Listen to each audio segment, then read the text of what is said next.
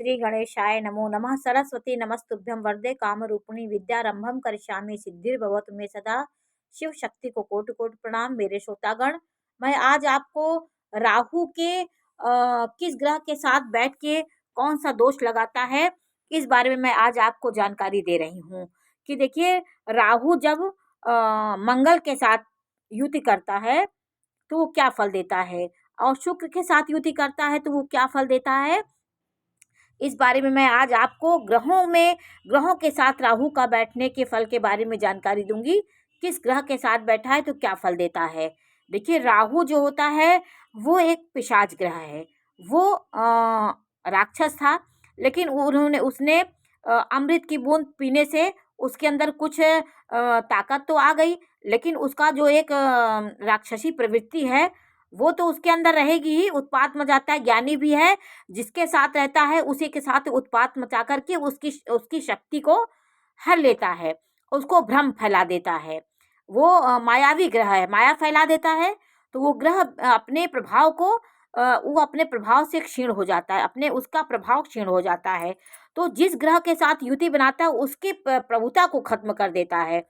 ये मंगल के साथ राहु यदि बैठा हो आपकी कुंडली में कहीं, तो आपका जो साहस, पराक्रम, ओज, ऊर्जा, साहस, वीरता, प्रबंधन क्षमता, ये सब आपके अंदर सबको मतलब ये नष्ट करके आपको भ्रमित करेगा।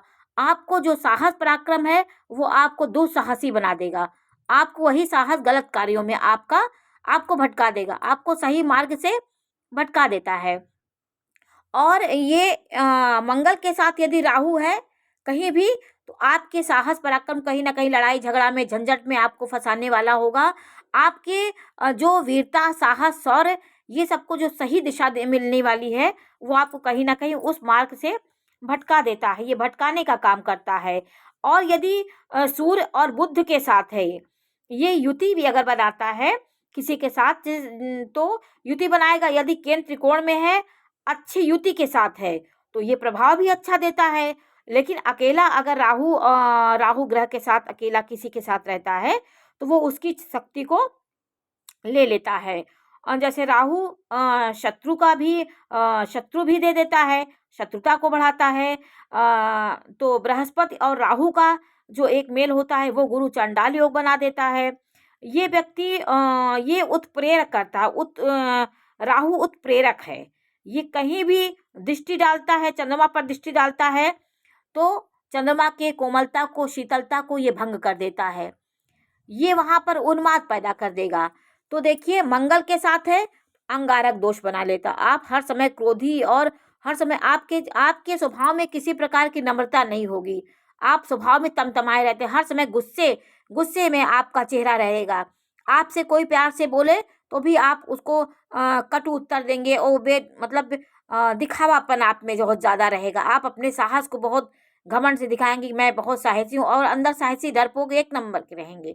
आप डरपोक अंदर से हैं, लेकिन ऊपर साहसी बनने की कोशिश करेंगे। राहु आपको उन वीरता में भ्रम पैदा कर देगा। आप गुणी होने के बाद भी, वीर होने के बाद भी एक डर आपके अंदर भ्रम पैदा हो जाएगा। और गुरु के साथ यदि राहु है तो गुरु चांडाल योग बना देता है। आपके गुरु के प्रभाव को वो हर लेता है।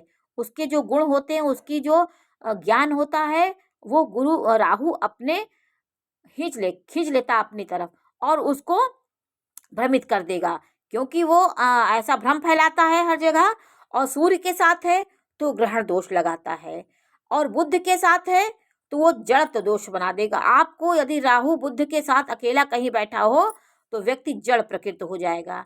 वो बिना कहे, बिना आदेश ये कोई काम नहीं कर पाएगा। उसकी बुद्धि में ये हावी हो जाएगा राहु, और उसकी बुद्धि को भ्रम पैदा कर, बुद्धिमान बुद्ध होता है, लेकिन बुद्ध को जैसे मैंने आपको बताया था कि जिसके साथ रहता है उसी तरह अपना स्वभाव बना लेता है। तो बुद्ध को एकदम ये अपने जैसा बना लेगा, उसके बुद्धि को भ्रमित कर देगा। उसकी बुद्धि में किसी प्रकार का सोच समझ नहीं रहेगी। और बुद्ध यदि और ग्रहों के साथ रहता है तो उसकी सुविधा ले लेता है। राहु के साथ है, एकदम ये भ्रमित हो जाता है। और ये शुक्र के साथ है तो ये भृगु चांडाल दोष बनाता है। ये कहीं ना कहीं चारित्रिक दोष आप में आना ही है। आप कहीं ना कहीं कलंकित आप हो जाएंगे। स्त्रियों के माध्यम से, आप अपने प्रेम के माध्यम से, कहीं ना कहीं ये आपको उस हिसाब से पीड़ा पहुंचाएगा। बुध के साथ है तो जड़त्व दोष बनाएगा, शनि के साथ है तो ये शापित दोष बनाता है। ये कहीं ना कहीं राहु शनि बहुत पीड़ा देने वाला योग होता है। ये दोनों एक साथ रहें तो एक एक शापित होता है व्यक्ति कि किसी जन्म में उसको शनि और ये दोनों आपस में दोनों पापी ग्रह हैं, तो दोनों साथ में हुए तो आपको कहीं ना कहीं ये भयंकर पीड़ा देने वाले हो जाते हैं। और राहु का सबसे बड़ा ये होता है कि राहु चंद्रमा के साथ वो बहुत उसको एकदम मानसिक मानसिक अशांत उसको बना देता है। चंद्रमा के साथ राहु वो भी ग्रहण लगाता है, चंद्र ग्रहण, चंद्र राहु दोष लगा देता है, ग्रहण लगा देगा। ये व्यक्ति हर समय तनाव में रहेगा, व्यक्ति को उन्माद पैदा होगा, उसके सोचने समझ की क्षमता, हर समय उसका मन दबा दबा रहेगा। सब कुछ होने के बाद भी उसके मन में एक प्रकार का दुख महसूस होगा, वो कभी खुशी का एहसास नहीं करेगा। ये व्यक्ति राहु जो है वो एक भ्रमित करता है। और राहु 10वें में, 11वें में, चौथे में राहु है तो वो व्यक्ति वो अपना परिणाम उस ग्रह की अंतर्दशा दशा में, और यदि 10वें भाव में है राहु तो बलवान स्थिति में होता है, वो शासन सत्ता के लिए अच्छा होता है 10वें भाव में जो राहु होता है। लेकिन शनि के साथ है तो देखिए आपके यहाँ करियर को, हर चीज़ को वो भ्रम पैदा करेगा। और ये एक प्रकार का राहु सबसे अच्छा 6वें में होता है और 3रे में होता है और 11वें में। इन भाव में यदि राहु है तो वो अच्छा ही करेगा आपको, कहीं ना कहीं आपको एकाएक आकस्मिक कोई आपको अच्छा डील देगा, अच्छी चीज़ आपके जीवन में एक अलग सौभाग्य आपका निखर के आएगा। राहु सूर्य शनि राहु की युति है तो साहस सौभाग्य देगा। तृतीय भाव में सूर्य हो राहु हो, ये आपको साहस पराक्रम, क्योंकि पराक्रम का भाव है, आपको ऊर्जा साहस पराक्रम सब देने वाला होता है। और ये 3रे भाव में यदि बुध 3य भाव में होता है तो राहु के साथ है तो ये डर और भय पैदा करने वाला होता है, कायर बना देगा इंसान को, क्योंकि वो बुध को एकदम बुद्धि उसकी नष्ट कर देगा, तो वो जड़ की तरह हर समय आलस्य में डूबा रहेगा। बुध के साथ यदि राहु है 3य भाव में तो व्यक्ति, और ये 5म भाव में आ जाए किसी ग्रह के साथ, सूर्य के साथ है तो ये क्या करता है, ये आपको पाखंडी और दांव पेच वाला चालबाज, दूसरों को पराजित करने के लिए आप सदैव ललायित रहते हैं, हर समय दूसरों को नीचा गिराने में आप एक पाखंडी और बहुत चतुर हो जाएंगे। बृहस्पति की राशि में राहु अच्छा होता है, यदि बृहस्पति की राशि में राहु बैठ गया, धनु में बैठ गया और बृहस्पति में बैठ गया, तो जैसे यहाँ मीन राशि में बैठ गया तो ये अच्छा फल देता, लेकिन गुरु की प्रभाव को ये कम कर देगा। और गुरु की महादशा अंतर्दशा जब आएगी तो उसमें ये क्या करेगा, उसको भ्रमित कर देगा, उसकी दशा अंतर्दशा खराब कर देगा और अपनी अंतर्दशा अच्छी कर देगा। तो 6वें भाव में राहु, जैसे आपको मैंने बताया कि बहुत अच्छा होता है, 6वें भाव में आपके शत्रु भले बढ़ेंगे, शत्रु आपका कुछ बिगाड़ नहीं पाएंगे।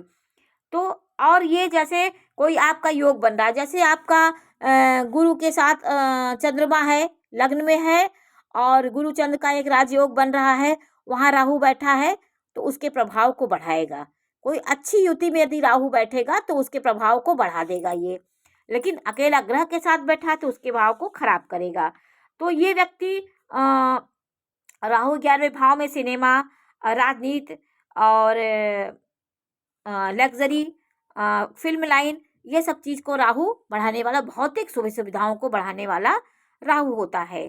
तो राहु यदि लग्न में चंद्रमा के साथ है, लग्न में राहु है, 5म में राहु है, तो ये व्यक्ति राहु चंद्रमा यदि लग्न में है और 5म और 9म में यदि अशुभ ग्रह हैं तो पिशाच योग बनता है, क्योंकि दोनों धर्म भाव आपके बेकार होंगे।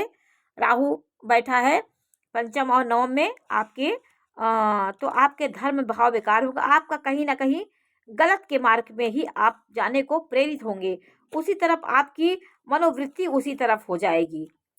तो ये सब राहु के बैठने का फल होता है। वो ग्रहों को आप कितना भी सोचेंगे वो कहीं ना कहीं आपको भटकाने वाला काम करता है। तो शनि की महादशा में राहु यदि शनि के साथ बैठा है तो शनि की महादशा को ये खराब कर देता है, और राहु अपने दशा को अच्छा कर लेगा। तो इन दोनों की दशाएं जब आती हैं तो जीवन में बहुत परेशानी होती है। शनि की महादशा में राहु की अंतर्दशा बहुत खराब होती है, और द्वितीय भाव में राहु का संबंध बनता है तो व्यक्ति की वाणी, उसकी वाणी बहुत खुर्स होती है, रूखी वाणी होगी। तो ये सब चीज़ें राहु देता है। राहु कहीं भी बैठेगा तो वो कहीं ना कहीं व्यक्ति को उस मार्ग से भटकाने की कोशिश करेगा, उस भाव से संबंधित जो सुख है उसको नहीं लेने देता है। राहु शुक्र केंद्र त्रिकोण में हो तो ये लाभ देता है। राहु शुक्र वो आपको भौतिक दुनिया में ले जाएगा, भौतिक चीज़ों का आपके जीवन में बहुत आए। यदि राहु और शुक्र का केंद्र त्रिकोण में यदि योग हो जाए तो वो आपको भौतिक सुख सुविधाओं को देगा, अचानक धन लाभ कराएगा, लेकिन कहीं ना कहीं आपको चारित्रिक दोष वो दे देगा। कहीं ना कहीं वो आपको कलंकित कहीं ना कहीं वो कर देगा। तो राहु के बारे में भी थोड़ी सी जानकारी आज हमने आपको दी। नमस्कार।